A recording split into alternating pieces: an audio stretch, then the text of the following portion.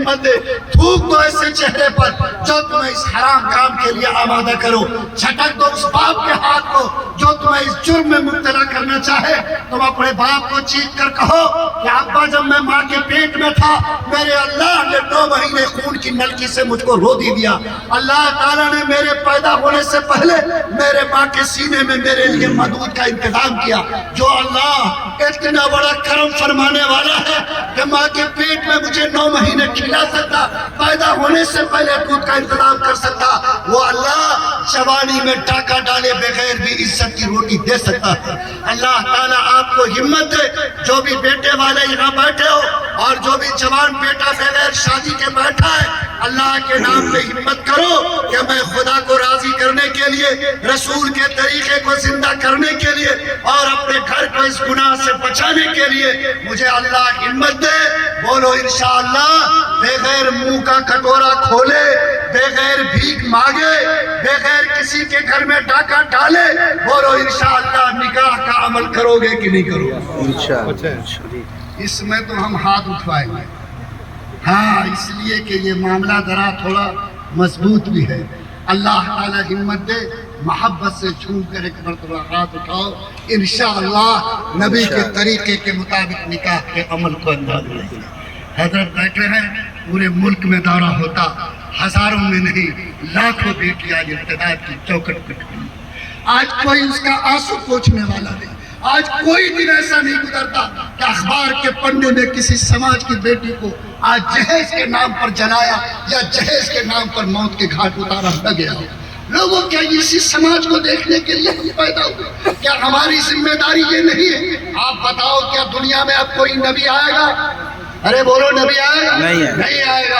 اس سماج کو گناہ سے نکالنا، اس سماج کو گناہ سے روکنا، اگر اللہ نے زبان میں طاقت دی ٹوکو، ہاتھ میں قوت دی روکو، ورنہ اللہ کے سامنے مکلہ بچھا کر رو، اے اللہ میں روک اور ٹوک نہیں سکتا، لیکن تیری چوکٹ پر آنسو کے قطرے بہا سکتا ہوں۔ اللہ میرا بھائی گناہ میں ڈوبا ہے، اے اللہ تو اپنے کرم کی رسی سے ان کو گناہ سے بال کر لے۔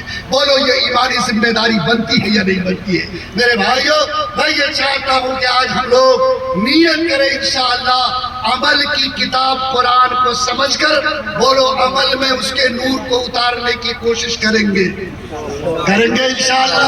وقت زیادہ شاید ہم نے لے لیا، 3 باتیں میں نے آپ کے کان تک پہنچائی ہے کہ ہم انشاءاللہ جو بھی میرے گھر میں بیٹا اور بیٹی ہے، سب سے پہلے اس کے لیے تعلیم قرآن کا نظر کریں گے۔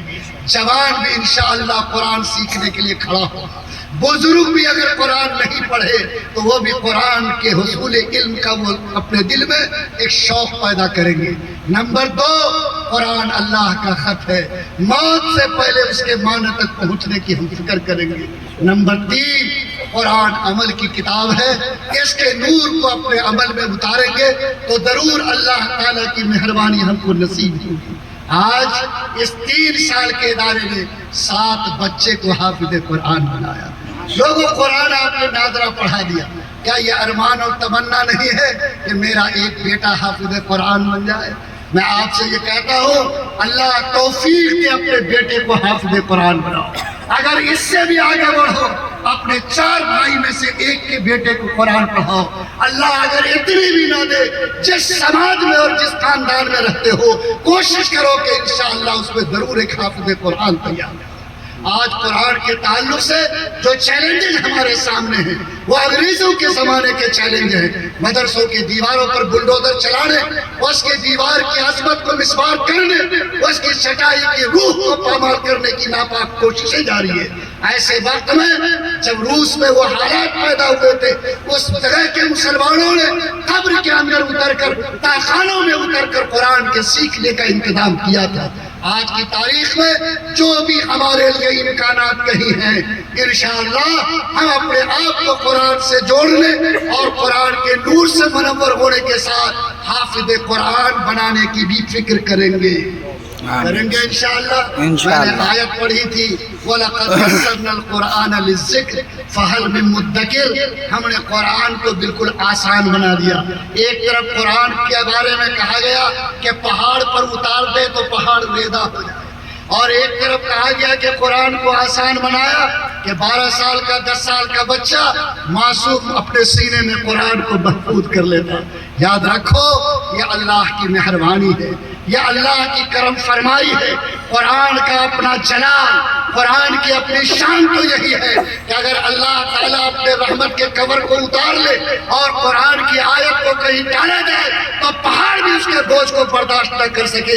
لیکن میرا تجربہ ہے کہ آپ بجلی کے تار کو دیکھتے ہیں, اگر اس بجلی کے تار پر پلاسٹک کا کور ہو اور لائن بھی موجود ہو تب بھی کوئی آدمی آسانی سے اس کو چھو سکتا. لیکن اگر اس پلاسٹک کے کور کو اتار دو, تار کو ننگا کر دو اور کرنٹ چھوڑ دو تو کوئی بھی آدمی اس کو پکڑنے کی جرات نہیں کر سکتا. وہ چھوئے گا تو جل کر تباہ ہوگا. یاد رکھو قرآن کی اپنی شان تو وہی ہے, قرآن کی اپنی آن اور بان تو وہی ہے, لیکن رب نے اس پر اپنے کرم کا وہ کور چڑھا دیا کہ آج ایک معصوم سینہ اس پورے قرآن کو اپنے سینے میں محفوظ کر رہا. اللہ تعالیٰ ان تمام والدین کو بے پناہ اجر عطا فرمائے جن کے بچوں نے آج قرآن پاک کو اپنے سینے میں محفوظ کیا. میں 100 بار ان کو مبارکباد دیتا ہوں اور یقیناً آخرت میں جو اس کو انعام ملے گا وہ ایسا ہوگا کہ وہ سوچ بھی نہیں سکتا کہ اس قرآن پاک کے حفظ کی برکت سے اللہ مجھے اپنے انعامات سے نوازے گا. ہم بھی شوق پیدا کریں, حافظ قرآن کی انگلی اٹھے گی. اللہ خاندان کے درجنوں افراد کو جو جہنمی تھے اللہ اس کے لیے جنت کا دروازہ کھول دیں گے. اور جتنے لوگ یہاں بیٹھے ہیں جو آج اس عظیم مدرسہ اور یہ ہمارے بھائی لیاقت صاحب کے لیے جنہوں نے اس دروازے کو کھول کر آج ملت کے بچوں کے سینے تک قرآن کے نور پہنچانے کا انتظام کیا, آپ کی ذمہ داری ہے کہ آپ اپنے بچے بھی یہاں بھیجیں, اپنے بچوں کو اس عظیم درسگاہ میں بٹھا کر قرآن حفظ کرائے. اور مدرسے سرکار کے تعاون سے نہیں چلتے, کسی کی ایڈ اور پیسے سے نہیں چلتے. سرکار تو آج قلم لے کر بلڈوزر لے کر مدرسوں کی دیوار کو روکنے اور بند کرنے کی ترکیب میں ہے. لوگوں طے کرو انشاءاللہ کہ یہ چراغ تو الحاج لیاقت صاحب نے جلایا, ہم بھی جب ضرورت پڑے گی صرف اپنے پسینے کے بند نہیں بلکہ جگر کے خون سے انشاءاللہ اس چراغ کو روشن رکھنے کی ہم فکر کریں گے انشاءاللہ. اور جب یہاں سے آواز اٹھے گی ہم اللہ کے نام پر یہ طے کریں گے کہ ہماری آواز ایسی ہو جو اس ادارے کے در و دیوار کو مضبوط کرنے اور اس کے ادارے کے نظام کو بہتر بنانے میں انشاءاللہ قدم بقدم ہم ساتھ رہیں گے. حالات گڑبڑ ہیں, لوگ آج کھانوں میں ملت کو بانٹ رہے ہیں, کئی پر مسلک کے نام پر, ذات اور برادری کے نام پر. قرآن نے ہم کو جو پیغام دیا وہ یہ کہ ہمارے لیے سب سے بڑی بنیاد انسانیت کی بنیاد ہے اور ہمارے پاس سب سے مضبوط ڈور کلمہ کا ڈور ہے. اس لیے آپ سب سے ہم گزارش کرتے ہیں کہ آج کے اس ملک میں حملہ کسی مسلک پر نہیں ہے, حملہ کسی ذات پر نہیں ہے, بلکہ حملہ لا الہ الا اللہ محمد رسول اللہ جس اسلام کی پیشانی پر لکھا ہوا اس اسلام پر ہے. یاد رکھو اسلام کی مثال درخت کی ہے, مسلک کی مثال ٹہنی کی ہے. یاد رکھیے اگر درخت بچے گا تو ٹہنی بھی بچے گی, درخت نہیں بچے گا تو ٹہنی کی بھی خیر نہیں ہے. اس لیے سارے کلمہ والے ایمان والے جو یہاں بیٹھے ہو تمام چھوٹی چھوٹی بنیادوں کو چھوڑ کر, تمام مسلکی حدود کو توڑ کر ایک کلمے کے ڈور میں بندھ کر طے کرو انشاءاللہ میری پہچان لا الہ الا اللہ محمد رسول اللہ, میری شان کلمے کی قلم سے لکھی گئی ہے. جب تک ہم زمین پر زندہ ہیں انشاءاللہ اپنے دینی سرمایہ کی حفاظت کے لیے ایک کلمے کی بنیاد پر ہر قدم پر متحد اور مضبوط رہیں گے. ایک ہو جائے تو بن سکتے ہیں خورشید مبین.